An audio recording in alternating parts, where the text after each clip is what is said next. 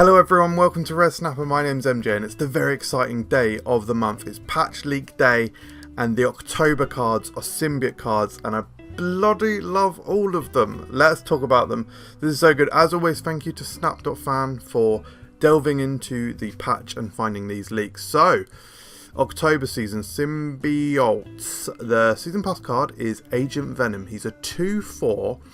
On reveal, set the power of all cards in your deck to 4. I think this is really interesting. It's kind of a bit like a bast for your deck in a certain sort of way. Obviously the stats are good, 2/4, that's above average on stats for a 2-cost card. And the potential for this is very, very strong. You'll see I've only given him 3.5 because I think you really want to draw him as early as possible. You're really going to need to draw him by turn 2.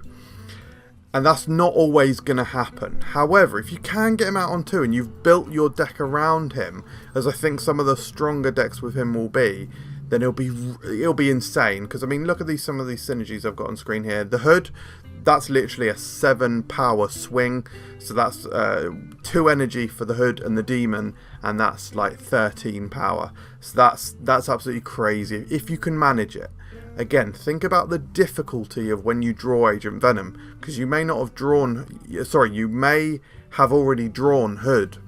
So it's going to take away the potential power of your overall deck. But then some of the other synergies are going to more than make up for it, like Iron Man. If you've got other cards in your deck that can also benefit from this 4 power, then it's going to be potentially really explosive. Look at Mystique.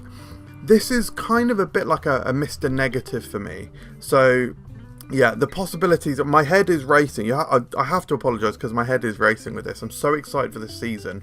Also, this season pass variant is absolutely sick. I'm definitely going to be running that one. But yeah, it's a very specific card, probably a bit of a build around card. Maybe it will just straight up fit in Mr. Negative, and maybe it will make Mr. Negative more consistent. I couldn't remember the name there, the word. But yeah, moving on to the next card. So this card is releasing alongside Agent Venom in that week. It's Scream. She's a 2/1. When an enemy card moves, steal 2 power from it once per turn. I absolutely love this. I can see the animation now, her hair whipping out and stealing that power from an enemy card. She's obviously going to work very well with Kingpin, and she's also going to work well with the cards that move your opponent's cards like Juggernaut, Polaris, Magneto, all of those types of cards.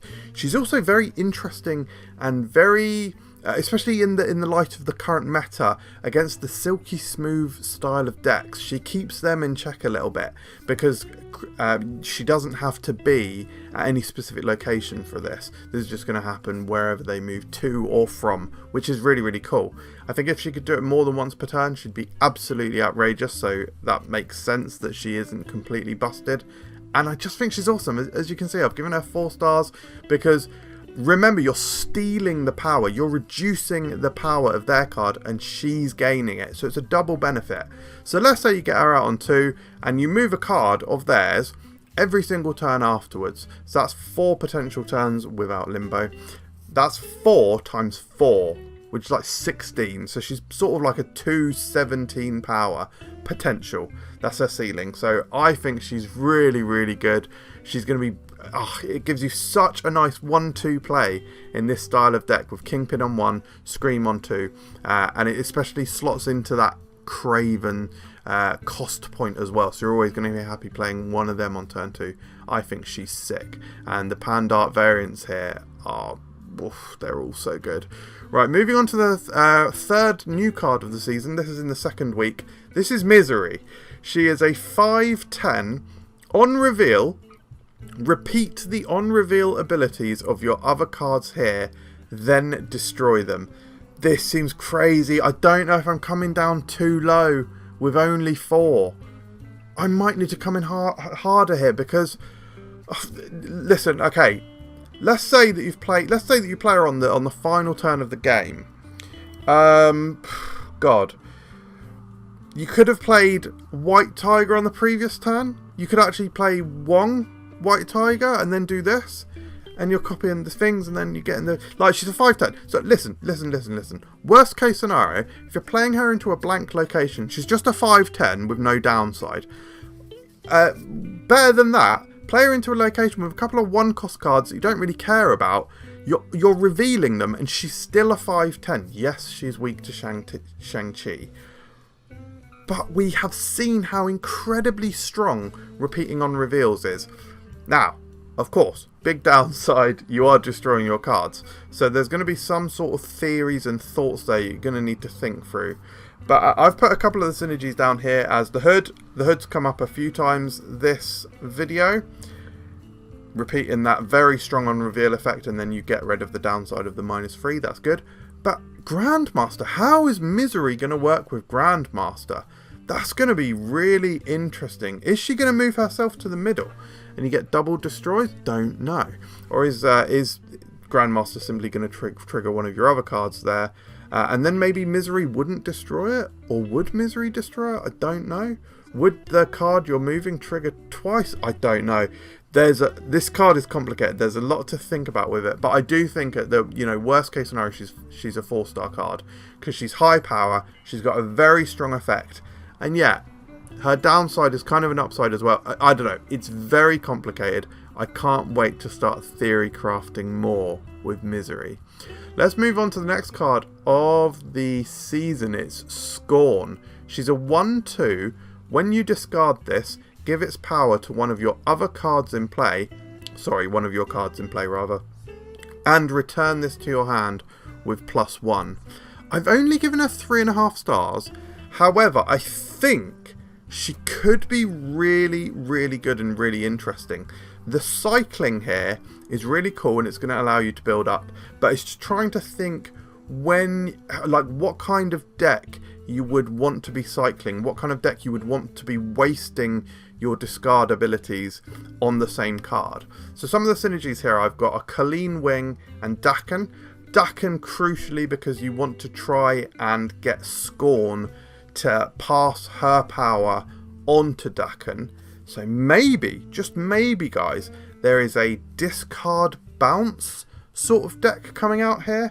If you can play Daken on 3 and then maybe you play Beast on 4, or you play another card that we're going to see in a minute on turn 4, you get the Colleen back and maybe some of your other shenanigans, and then you re-discard stuff to increase the chance that Daken's going to get hit, and then in that same turn you could maybe even then just discard the Mirror Master Shard from Daken, and Daken goes absolutely huge, and then you've got this big Scorn who's also cycling well. I don't know, there's definitely some interesting ideas here for deck building, some really interesting discard stuff. Like this will definitely be a new style of discard deck. Hell, it will probably fit into the normal discard deck, and maybe that gets a little boost from this because you've now got a couple of good turn 1 plays in what's his name, Meek and Scorn. But I'm just not sure what these decks look like yet. I need to ponder on it more, and again, do more theory crafting. I wanted to get this video out as soon as possible, and I'm just... and by the way, this Pand art here, this variant, is absolutely outrageous. I'm going to have to be spending tokens to get some of these cards and then rolling in the same week, I think. I think I'm just going to have to. We will see, guys. Right, then moving on to the penultimate card of the month. It is Toxin. He's a 3/2. On reveal, return your other cards here to your hand, +2 power for each returned. I've given him 3.5 stars. This is very interesting. We've obviously only got a couple of bounce cards in the game so far, which is Falcon and Beast. Both certainly serve their own purpose. Beast, I think, definitely considered the best one because of that reduction in cost that he gives. So this is a new bounce option. So maybe I'll make the actual consistency of bounce a bit higher because you've got this new option there. But I'm not 100% sure on his cost. He's quite expensive to only return the cards to your hand, and then he gains the power. So I'm not sure about that. He does have the potential to hit to gain 6 power, so he becomes a 3/8, and you get the benefit or the ability of having returned those cards to your hand and you're able to replay them. That is maybe good, especially with really strong on reveals like White Widow, and of course I've got some cards on the screen here as synergies including Iceman. But how about Beast? Maybe you play Iceman on 1, Beast on 2, you play Toxin on 3, return the Beast to your hand. Yes, Toxin is only becoming a 3/4, however, you can then play on turn 4 something else, or your Iceman, and then Beast, and then maybe something else on top of your Toxin, and then you're sending Toxin back to your hand for turn 5. And then maybe you've got this exponential stuff happening. So maybe then and remember, by this point, Toxin is a 2-cost card because he's been reduced by Beast. So you can reuse maybe your Iceman again. Maybe it comes down as Iceman, Hit Monkey. Could you do this 3? Yeah, Iceman, Hit Monkey, and Toxin. And then you've got a Toxin that's now 4, 5, 6, 7, 8. Yeah, Toxin's up to 3/8. And you've got a Hit Monkey in hand who's, what, 3/6 is he by this point? And you've completely frozen them out with so many Icemans. There's definitely some interesting stuff that you can do here. I think returning Beast to your hand and then chaining these bounces is going to be the most interesting aspect of Toxin for sure. It's just what cards are you mixing into that. I'm really interested to try out more bounce with this. It's going to be really cool. But let's talk about the final card of the month. I think this one is sick. This is Anti-Venom. He's a 4/6. On reveal, set the cost and power of your deck's top card to 0. This is absolutely crazy interesting. So I've given him 4 stars because of the potential explosive power of this. He's a 4-cost, so you're reliably going to draw him and you'll be able to do what you want to do with him. And you do need to build the deck very specifically. You need to have cards that have obviously extremely powerful effects, which could be an on reveal, it could be an ongoing, anything like that. So for example, Iron Man would be an incredible one to get. Absolutely incredible, because he's already 0 power. You're just bringing that cost down to 0. Some of the synergies I've put here is Howard the Duck. You're definitely going to want to know or strongly benefit from knowing which card is on which card are you actually doing this to. And Moon Girl. I think the turn 5 Moon Girl copying your 0-cost card is going to be so explosively incredible. Now some of the cards that you want to hit, obviously there's Iron Man. Arnim Zola you might want to hit, because Arnim Zola, you can then play the Arnim Zola on Anti-Venom and get a second 0-cost card on the next turn. That could be really interesting. Speaking of Arnim Zola, there's another destroy card that we would definitely want to get their cost down, and that's Null. It's not going to affect his ongoing ability of having all the destroy cards, so that's really cool. Taskmaster could be one, especially if we're playing Null. We could play the Null down and then play the Taskmaster and copy this power. So maybe there's this new style of destroy deck here. But there's other cards with extremely powerful abilities that we don't mind bringing their power down. So maybe Claw. Claw is just a 0/8 by that point. That's really interesting. Onslaught. That could be really interesting. So maybe you play this in like a really powerful ongoing deck with Spectrum. You know, a 0-cost Spectrum. Yes, she's got 0 power, but at least you're able to play her out with a different really expensive ongoing is like that Onslaught, the Onslaught and the Spectrum. This card has got so many like interesting possibilities. This is definitely one of the ones that I'm most excited for. I think this Misery is crazy.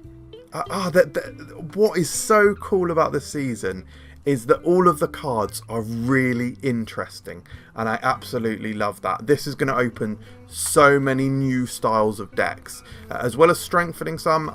It's more the new decks that these cards are going to open up, which I'm so excited for. I think this season looks incredible. What do you think? Let me know in the comments below. Thank you very much for watching, and I'll see you next time. Cheers.